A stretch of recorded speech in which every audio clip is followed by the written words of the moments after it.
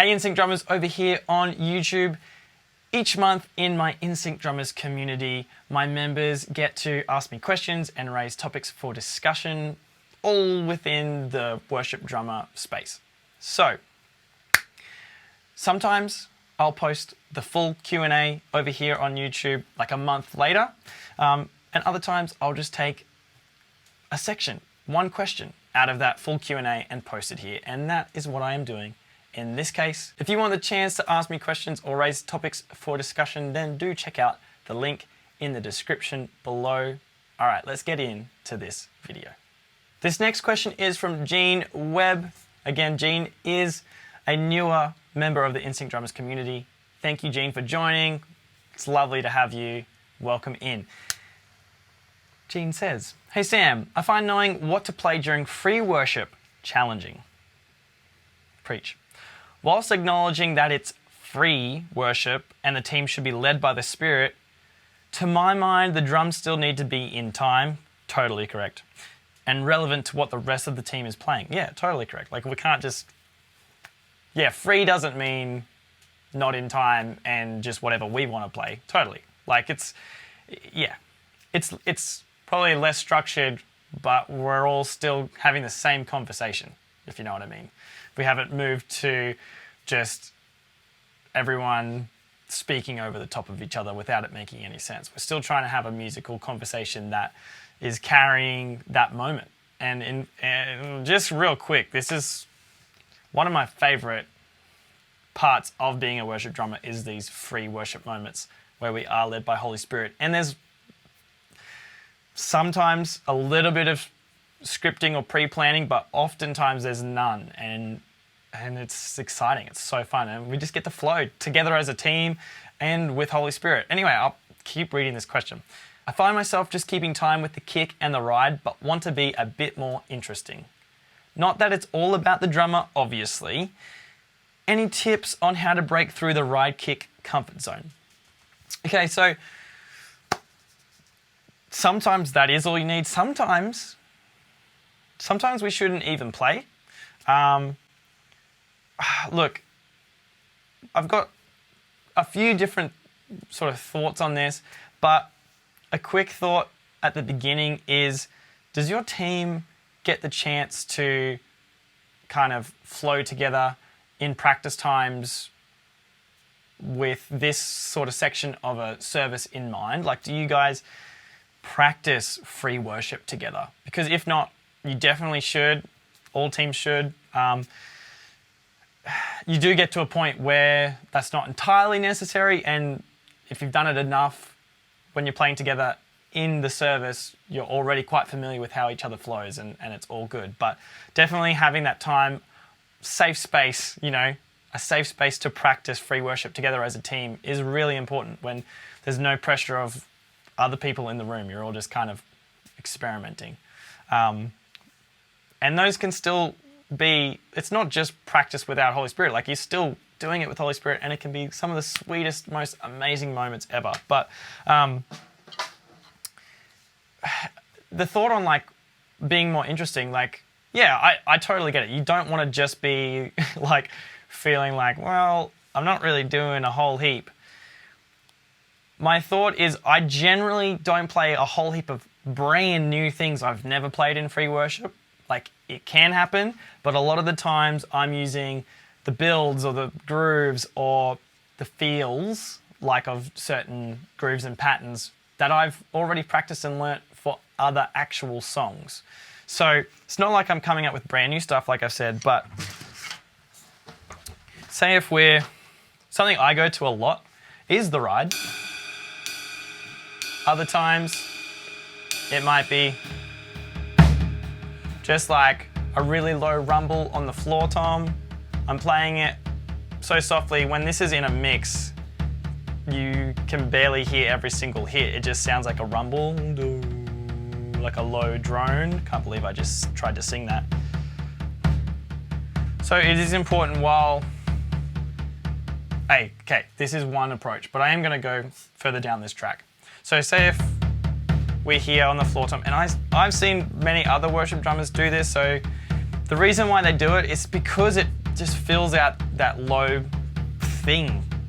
That's beautiful, but it's also a really good place to launch off from. So say if we then needed some timing, I could just add in the kick, and it's already starting to take it to the next level.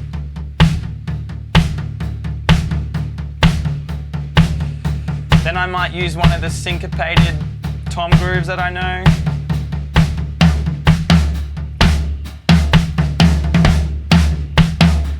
Now, as you can tell, all of these kind of have been a level, going up a level, going up a level, and that tends to happen, but sometimes I might get to this level, and then I can feel that we need to go back down. And I might need to just stop that tom, I might need to stop fully, or I might need to do a little swell, and then a few little 1 E and R2 we N taps on the ride. So say if we're kind of floating at the moment, but then I feel like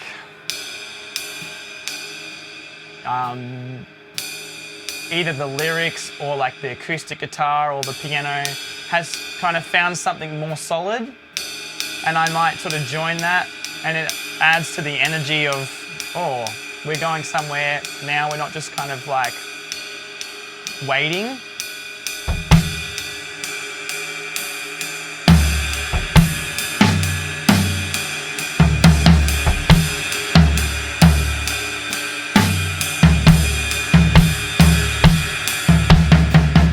So the things I'm playing, yeah, I've definitely learnt them from songs. Some of them I've experimented in free worship and just started to use them.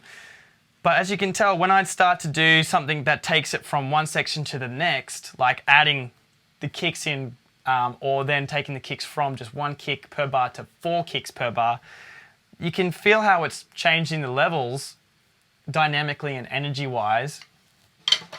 And that's such an amazing role that we get to play as the drummer. We really add so much in regards to that. But I learned all those things from having to learn to change my kicks from nothing to hitting on the 1 to then hitting on all the 4 from learning songs.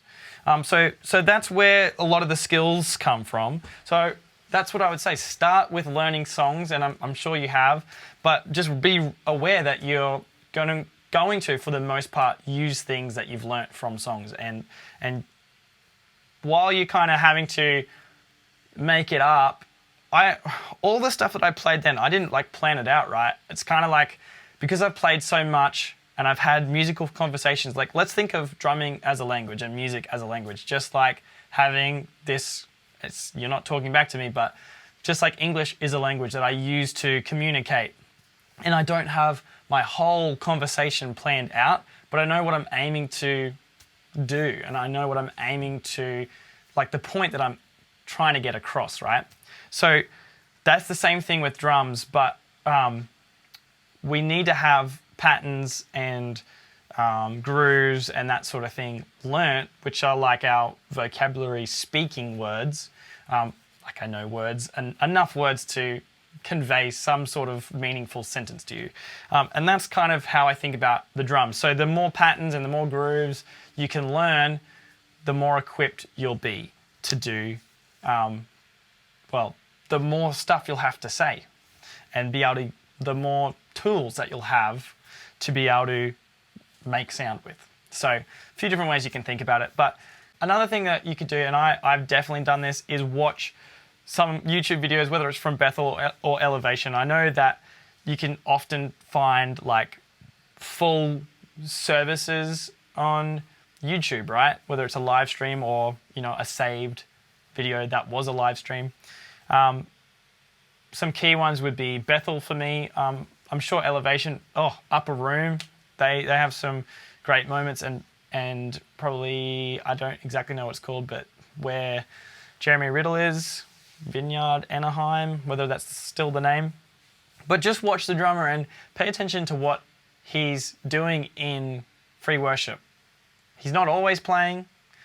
Sometimes he's doing the Tom thing, sometimes he's doing a ride thing, but just get some ideas from that. If what they're playing is too tricky, then try and kind of think of, well, he's on the floor tom and he's not having any kicks or anything, he's just doing something on the floor tom. Take that as an idea. Now, I know this wasn't like a step-by-step, do this, do that, and I'm open to doing that sort of thing in the future, and maybe it'd be more like a course. But I hope this at least has helped you to a degree. Thanks again, Gene, for the question. That was a lot of fun. That's it for this one. Thank you for watching, and I'll see you in the next one.